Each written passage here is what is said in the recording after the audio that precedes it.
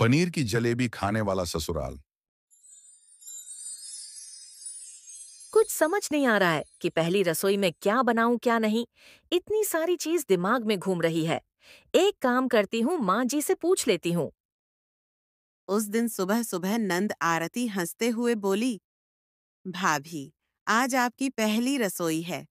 हमारे यहाँ रिवाज है कि बहू पनीर की जलेबी बनाती है। मैं चौंक गई। क्या? पनीर की जलेबी? हाँ भाभी, यही हमारी स्पेशल डिश है। हमारे दादाजी ने पहली बार इसे बनाया था, तभी से ये हमारे घर की परंपरा बन गई। सुमन अपनी आंखों के सामने पनीर और जलेबी का कॉम्बिनेशन रखने की कोशिश की। उसका दिमाग भन्ना गया।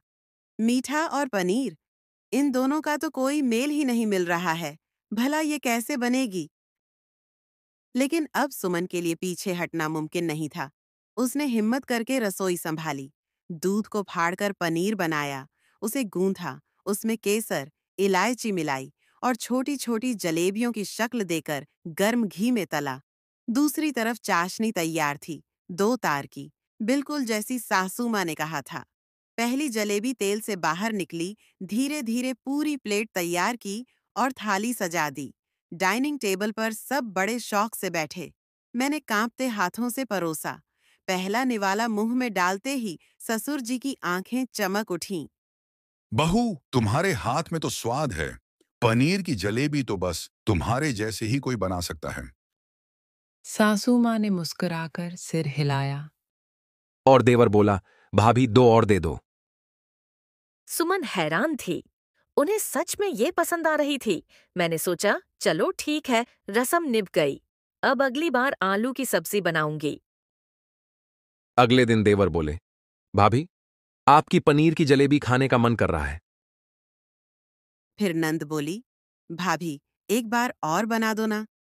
फिर सासू माँ ने आवाज दी, आज की पूजा में प्रसाद भी पनीर की जलेबी होनी चाहिए।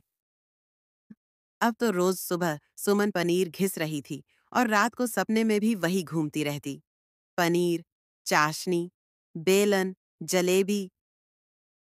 कुछ दिनों में सुमन चेहरे का रंग उड़ गया। मुझे जलेबियों से नफरत होने लगी है। मैं घर वालों से बचने लगी। कहीं कोई फिर से पनीर की जलेबी का नाम न ले ले। एक दिन मैंने हिम्मत करके सासू माँ से कहा, माँ जी, क्या हम कुछ और ट्राई कर सकते हैं, जैसे मटर पनीर या चने की दाल? उन्होंने जवाब दिया, अरे बहू, वो सब तो आम बात है, पर तुम्हारी बनाई पनीर की जलेबी, वो तो खास स्वाद है। अब तो मुझे लगने लगा था कि या तो ये घर वाले अजीब हैं, या मैं इस ग्रह पर नहीं हूँ। अब तो मैं हार मान चुकी थी। एक दिन मैंने सोचा, जैसे ये लोग मुझे रोज जलेबी खिला रहे हैं, वैसे ही मैं उन्हें ऐसा कुछ दूं कि वो खुद ही मना कर दें। मैंने बनाई पनीर की जलेबी ठंडाई। ठंडाई में पनीर का चूरा मिलाया और ऊपर से चाशनी डाली। देवर ने एक घूंट लिया और आंखें फैल गईं। भाभी, ये क्या था? मैंने मासूम चेहरा बनाकर कहा, आपको तो पनीर की जलेबी पसंद है ना, तो सोचा ठंडाई में ही डाल दूं। अब घर में मीटिंग बुलाई गई।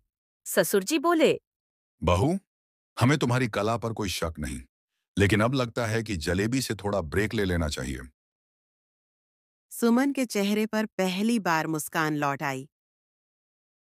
उस दिन सुमन ने घर वालों को मूंग दाल हलवा, गट्टे की सब्जी और रबड़ी टिक्की व्यंजन खिलाए। सबको बहुत पसंद आए। सुमन अब बहुत खुश हो जाती है और अब वो रोज नए नए पकवान बनाती है